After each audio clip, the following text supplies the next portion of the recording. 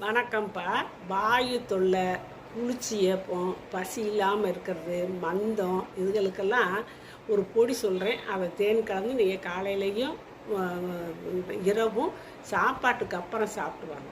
எப்படின்னா, சுக்கு, திப்பிலி, கொத்தமல்லி விதை, சீரகம் எல்லாத்தையும் லேசாக வறுக்கணும்.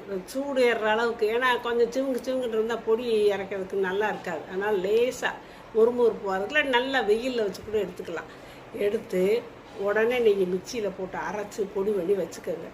அதை காலையிலையும் சாயந்தரமும் சாப்பிட்ட பிறகு ஒரு அரை ஸ்பூன் தேன் கலந்து நல்லா சப்பி நக்கி சாப்பிட்டுவாங்க உண்மையிலேயோட.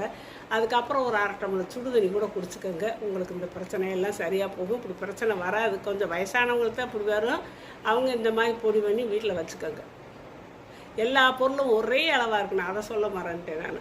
எல்லா பொருளும் இப்போ 4 பொருள் சொன்னேன்ல, 4 ஒரே அளவாக எடுத்துக்கோங்க.